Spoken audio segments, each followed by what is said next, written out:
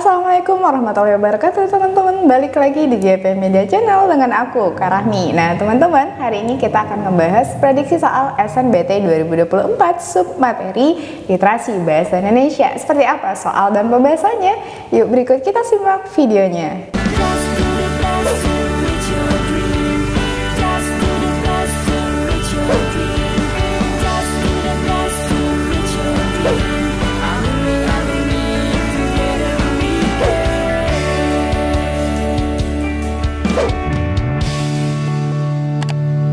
Kapan lagi kamu bisa ikutan tryout UTBK gratis di GP Media? Kalau bukan sekarang, ikuti syaratnya dan kirim bukti screenshot di gpmedia.id ya, jangan sampai ketinggalan. Buat kalian yang lagi cari tryout SNBT dan ujian mandiri untuk masuk PTN, kita punya solusinya.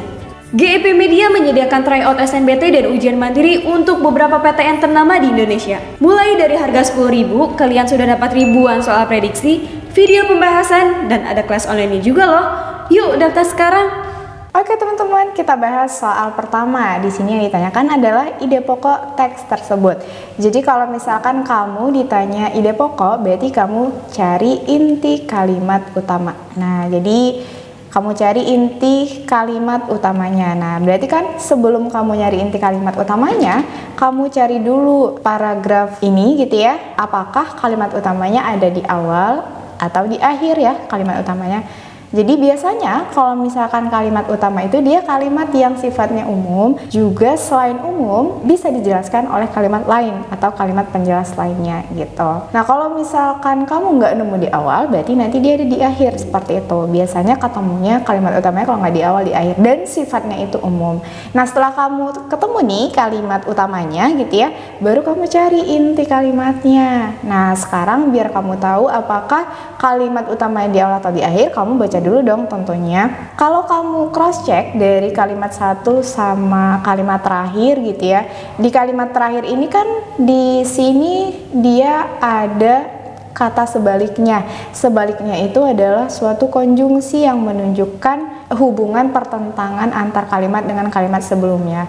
Nah, di sini berarti tentu dia masih membicarakan kalimat yang sebelumnya gitu atau masih berkaitan. Nah, ini lebih tepatnya dia kalimat penjelas, bukan kalimat utama gitu ya. Nah, berarti kalau nggak di akhir berarti udah tentu nih kalimat utamanya ada di awal.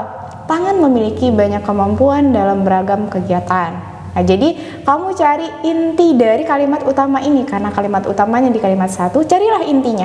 Nah, di sini kan dia memberitahu kalau tangan itu memiliki banyak kemampuan dalam beragam kegiatan. Nah, setelahnya baru dia ngejelasin seperti apa gitu ya. Jadi tangan itu ternyata dapat memegang benda dengan erat atau longgar sesuai dengan keadaannya.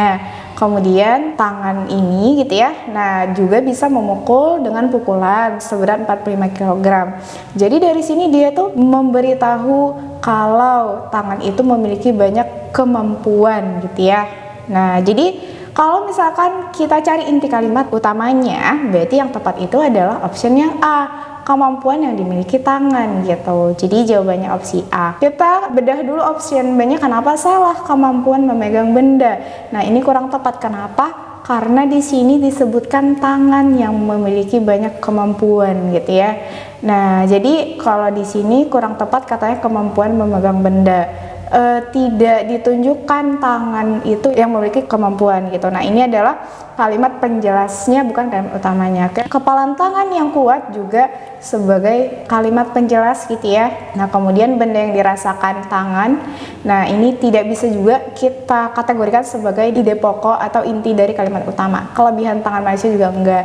Jadi kamu lihat dari kalimat utamanya dan intinya adalah kemampuan yang dimiliki tangan. Makanya jawabannya opsinya A. Oke, kita cek soal berikutnya. Sesuatu telah terjadi pada orang dalam cerita di atas malam sebelumnya. Apakah peristiwa itu gitu ya? Nah, di sini disebutkan, pernahkah kamu terbangun dan merasakan ada sesuatu yang tidak beres?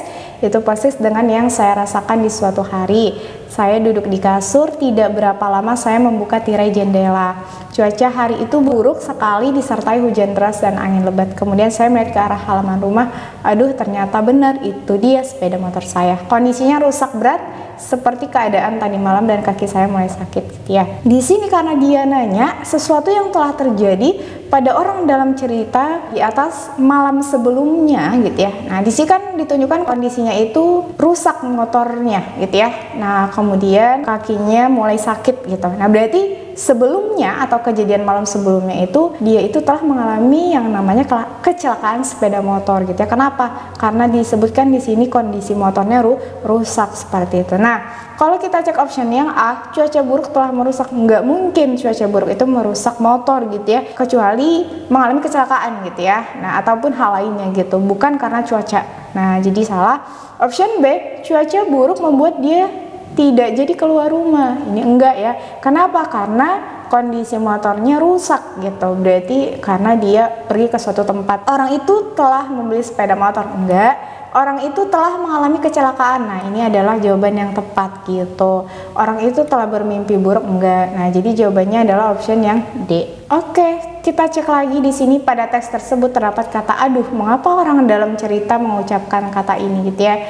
Nah, kalau misalkan kita lihat kata aduh di sini, nah dia ini menunjukkan atau memberitahukan ada sesuatu hal yang tidak beres gitu, teman-teman gitu ya. Nah, kenapa? Karena option yang A dia bilang orang itu berhasil mengerjakan sesuatu yang sulit. Tidak ya, karena memang kondisinya itu yang terjadi adalah kakinya sakit, motornya rusak, dan kata aduhnya itu berarti ada sesuatu yang nggak beres gitu.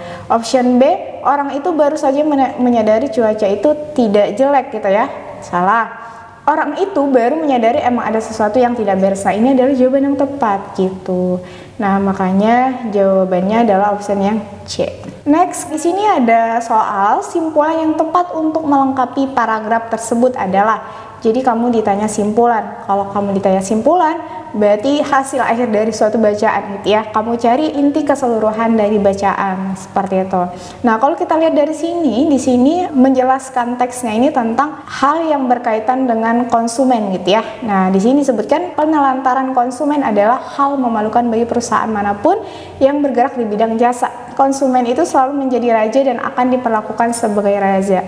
Alasannya jelas, pengalaman positif dari konsumen akan menarik konsumen-konsumen lain untuk turut mencicipi jasa yang ditawarkan. Repeat customer tumbuh, pelanggan baru pun datang. Bahkan bisnis warung nasi Padang yang sederhana pun terkenal dengan motonya, Anda tidak puas beritahu kami, Anda puas tolong beritahu kawan gitu ya. Nah, berarti di sini kesimpulannya apa gitu ya? Kesimpulannya adalah perlakuan terhadap konsumen itu menjadi parameter pelayanan jasa gitu. Kenapa?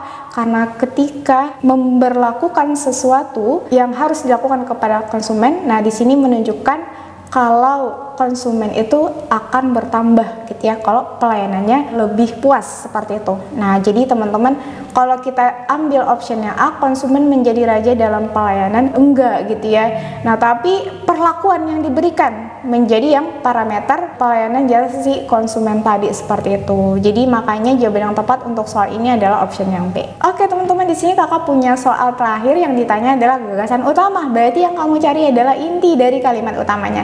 Silakan teman-teman kerjakan. Nah, hasil jawaban kamu silakan kamu tulis di kolom komentar. Oke, teman-teman, itu dia tadi pembahasan prediksi soal SNBT 2024 literasi bahasa Indonesia. Sekian dari kakak, semoga membantu. Sampai jumpa.